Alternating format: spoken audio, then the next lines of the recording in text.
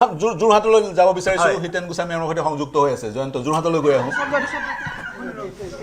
যোৰহাটৰ দৃশ্য ইয়া পুটপুটিয়াকৈ দেখুৱাইছে গৌতম বৰা আছে হয় গৌতম হয় হয় জয়ন্ত সমগ্ৰ দেশৰ ভিতৰতে দেশৰ দৃষ্টি নিবদ্ধ আছিলে অসমৰ দৃষ্টি নিবদ্ধ আছিলে যোৰহাট বিধানসভা সমষ্টিৰ ওপৰত গৌৰৱ গগৈ প্ৰতিদ্বন্দ্বিতা আগবঢ়াইছিলে হিতেনাৰায়ণ গোস্বামীৰ বিৰুদ্ধে আৰু হিতেনাৰায়ণ গোস্বামী ডাঙৰীয়াই জয়লাভ কৰিছে 20 সহস্ৰাধিক ভোটত জয়লাভ কৰিছে বৃহৎ অঘটন ঘটিছে যোৰহাট বিধানসভা সমষ্টিত 20,000 ভোটত জয়লাভ কৰিছে আৰু হিতেনাৰায়ণ গোস্বামী ডাঙৰীয়া আমাৰ সৈতে আছে মাজুলীত ভুৱন গামৰ জয় হৈছে ইয়া আনুষ্ঠানিক ঘোষণা মাজুলীৰ বিজেপিৰ প্ৰাৰ্থী ভুৱন গাম ইতিমধ্যে বিজয় হাঁহি মাৰিছে গৌতম এটা ডাঙৰ এটা চেলেঞ্জ আছিলে মোৰ কাৰণে মই সাধাৰণতে ইলেকশ্যনত উঠাৰ কথাটো এবাৰ বৰকে জোৰ কৰা নাছিলোঁ কাৰণ এটা টাইম আহে চবেই পাব লাগে যি কি নহওক মোক টিকেট লাষ্ট মমেণ্টত মই টিকেটটো মানে ইমান লাষ্ট মমেণ্টত দিছে মই মানে অলপ অপ্ৰস্তুতো হৈছোঁ কিন্তু মই এইটো জানো যে দলে আমাক যিমানখিনি মোক ভাৰতীয় জনতা পাৰ্টীৰ দলে যিমান আমাক সহায় কৰিছে বিশেষকৈ যোৰহাটখনৰ উন্নয়নৰ স্বাৰ্থত মাননীয় মুখ্যমন্ত্ৰীয়ে যি সহায় কৰিছে মই এইটো কেতিয়াও পাহৰিব নোৱাৰোঁ আৰু সেইকাৰণে মোৰ নামটো যেতিয়া ক'লে মই চেলেঞ্জ হিচাপে ল'লোঁ আৰু তাতে গৌৰৱ গগৈৰ নামটো ওলাল মই দিছোঁ সমানে কৰিব কাজ হাৰিলে জিকিলে নাইলাজত তেওঁক মই চেলেঞ্জ কৰিবলৈ পাই ভাল পালোঁ আৰু তেওঁৰ লগত মোৰ পাৰ্চনেল খুব ৰিলেশ্যন একেবাৰে ভাল একো তেনেকুৱা নাই মই এটা ৱৰ্ড তেওঁক খালি কৈছিলোঁ যে জিকিলে আৰু তুমি জিকিলে তুমি চলাবা মই জিকিলে মই চলাম খালি যোৰহাটখন ভাল হ'ব লাগে এইটোৱে কৈছিলোঁ 20 সহস্ৰাধিক ভোটত জিকিছে মানে বহুতে কৈছিলে যে 2-3 হাজাৰ ভোটত জিকিব পাৰে 50-50 বিভিন্ন সমীক্ষাত প্ৰকাশ পাইছিলে কিয়নো প্ৰতিদ্বন্দ্বী আছিলে গৌৰৱ গগৈ 1.5 লাখ ভোটত জয়লাভ কৰিছে লোকসভা নিৰ্বাচনত কিন্তু এইবাৰ 20,000 ভোটত বিধানসভাত আপোনালোকৰ ভোট যিটো হৈছিলে 1,70,000কে কিছু অধিক ভোটদান কৰিছে তথা যোৰহাটৰ মানুহখিনি সকলো প্ৰায় শিক্ষিত মানুহ তাততো খুব কম শিক্ষিত মানুহ থকা বহুত কম সেইকাৰণে তেওঁলোকে নিজে অৰ্থাৎ গৌতম ৰাণা গোস্বামীতকৈ যিমান ভোটৰ ব্যৱধান আছিল তাতকৈ এইবাৰ যেন 3-4 গুণে বেছি ভোটত জয় হ'ল হিতেন্দ্ৰনাথ গোস্বামী যে যোৰহাটত তেখেতে আগভাগ পাব বুলি কিন্তু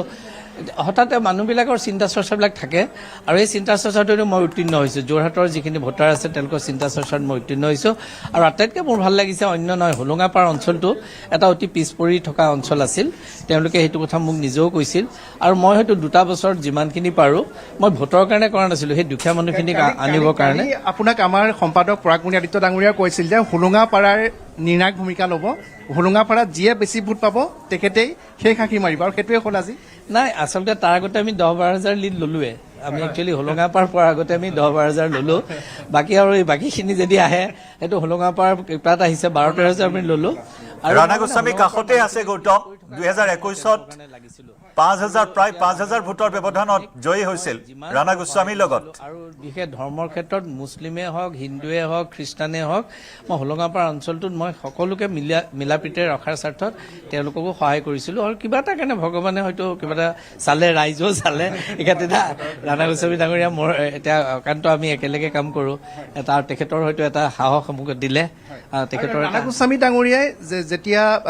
ৰাণা গোস্বামী ডাঙৰীয়াক পৰাস্ত কৰি আপুনি যেতিয়া জয়ী হৈছে নহয় এইটো চেপ্টাৰ বেলেগ এতিয়া মূল কথাটো হৈছে আজিৰ এই শুভক্ষণত মই যোৰহাটবাসীক ধন্যবাদ জনাইছোঁ যোৰহাট জিলাৰবাসীক ধন্যবাদ জনাইছোঁ যে যোৰহাটৰ উন্নয়নটো গতিশীল কৰি ৰাখিবৰ কাৰণে হিতেন্দ্ৰনাথ গোস্বামীৰ দৰে এগৰাকী জ্যেষ্ঠ নেতাক পুনৰবাৰ বিপুল ভোটত জয়ী কৰিছে আৰু আমি ধন্যবাদ জনাইছোঁ আৰু তেখেতেও ধন্যবাদ জনাইছে আমি ধন্যবাদ এইজনকে এনেই জনাইছোঁ যে মাননীয় মুখ্যমন্ত্ৰী ডক্টৰ হিমন্ত বিশ্ব শৰ্মাক ডাঙৰীয়াক ধন্যবাদ জনাইছোঁ সেইকাৰণে জয় মই হৈছে চাৰিওফালে অসমত আৰু হিতেন্দ্ৰনাথ গোস্বামী ডাঙৰীয়া এটা কথা উল্লেখ কৰিছে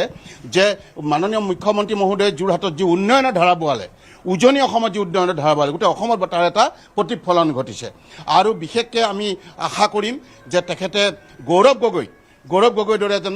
নেতাক আজি হৰুৱাইছে তাৰ আমি ইয়াৰ পিছত আৰু বহুত ভাল ফল মই আশা কৰিম আৰু সেই ফল কাৰণে আমি যোৰহাটবাসী আৰু সুখী হ'ব এইটো দিনৰ কাৰণে আমি বাট চাম আৰু এসপ্তাহ সময় আছে বেছি দিন নাই সেইটো দিন আহিব বুলি আশা কৰিছোঁ আৰু তাৰ কাৰণে আমিও যি কৰিব লাগে মই কৰিবৰ কাৰণে প্ৰস্তুত আছোঁ মূল কথাটো হৈছে যে গৌৰৱ গগৈ হাৰিছে তেওঁৰ নিজৰ অহংকাৰ দম্ভ নিজৰ ৱাৰ্ডত হাৰিছে আৰু সকলোকে ডাঙৰ কথা মিয়া প্ৰীতি তেওঁ মিয়াৰ প্ৰতি যিটো প্ৰীতি মিয়া প্ৰীতিয়ে তেওঁক হৰাবলৈ বাধ্য কৰিছে তেওঁৰ লগত এতিয়া কেইজনমান কেৱল ধুবুৰী আৰু গোৱালপাৰাৰ মানে সেই মিয়া শ্ৰেণীৰ বিধায়ক থাকিব আৰু লগত কোনো নাথাকিব গতিকে হিতেন্দ্ৰনাথ গোস্বামী ডাঙৰীয়াক আমি অন্তঃকৰণে ধন্যবাদ জনাইছোঁ, কৃতজ্ঞতা শুভেচ্ছা জনাইছোঁ। তেখেত আগবাঢ়ি যাওক আৰু আমি আশা কৰিম তেখেতে গুৰুৰ দায়িত্ব পাব আৰু গুৰুত্বান্তৰে যোৰহাটবাসীলৈ অসমবাসীক সেৱা কৰিব। মই সেইবোৰ এটাই সুধিব বিচাৰোঁ, গৌৰৱ গগৈ কিয় হাৰিলে? 1.5 লাখ ভোটত জয়লাভ কৰিছে লোকসভা নিৰ্বাচনত, কিন্তু এইবাৰ যোৰহাটবাসীয়ে কিয় একচেপ্ট নকৰিলে? নাই, মই লোকৰ ওপৰত ক্ৰিটিচাইজ কৰাটো উচিত নহ'ব, কিন্তু মই ভাবোঁ তেখেতে পাৰ্লিয়ামেণ্টত এটা পাৰফৰ্ম কৰিছে। যেনেকৈ নহওক তেওঁ এজন ভালকৈ লেকচাৰ দিছে, আমাৰ এগেইনষ্টত কৈছে যদিও ক'বলৈ একো নাই, কিন্তু ভাল এজন অৰেটৰ আছিল যেন লাগিলে মোৰ। কিন্তু তেওঁ হঠাতে মই কিয় নাজানো এইটো কাম কিয় কৰিলে ইয়ালৈ আহিলে, কাৰণ ইয়াত লোকেল মানুহখিনিৰ লগত এটা টাচ খুব প্ৰয়োজন। এজন এমপিৰ কাৰণে সেইটো সম্ভৱ নহয়। গতিকে তেওঁ হঠাতে এনেকৈ চেঞ্জ এটা কৰি লিডাৰশ্বিপটো অসমত দিম বুলি হয়তো ভাবিছিল, কিন্তু মই ভাবোঁ যে সেই কথাটো তেওঁ অকণমান ভুলকৈ চিন্তা কৰিলে আৰু টাইমত তেওঁ চিন্তা কৰিব লাগিছিলে যে মই কাৰোবাক বনাওঁ। মোৰ বোধে তেওঁ এজন এমপি হিচাপে অসমত এজন কংগ্ৰেছৰ লিডাৰ ঠিক কৰিব লাগিছিল, যিজনে অসমক আগবঢ়াই নিব পাৰে। তেওঁ চেষ্টা কৰক, আমি আপত্তি নাই নহয়, কাৰণ গণতন্ত্ৰটো পাৰ্টি লাগিবই, এটা পাৰ্টিটো নচলায়। গতিকে আমি তেওঁলোকৰ কংগ্ৰেছ পাৰ্টিও ভাল হৈ থাকক, কিন্তু ভালকৈ তেওঁ মই যিটো চিন্তা কৰিব লাগিছে দূৰদৰ্শিতাৰে হয়তো চিন্তা নকৰিলে। তাৰ কাৰণে মই তেওঁক ক'ব নাপায়, কাৰণ তেওঁৰ নিজস্ব কিবা এটা আছে। মই কেতিয়াবা লগ পালে সুধি পেলাই আপোনালোকক ক'ম। হয়, হিতেন্দ্ৰ দাক এটা ভাল মিনিষ্ট্ৰী দিব লাগিব যোৰহাটৰ। ৰাইজৰ দাবী আমি ৰাইজৰ মত ল'ম, ৰাইজৰ সৈতে কথা পাতি এই মুহূৰ্তত আমি দেখুৱাইছোঁ যে উৎসৱমুখৰ পৰিৱেশ আমি দেখিবলৈ পাইছোঁ।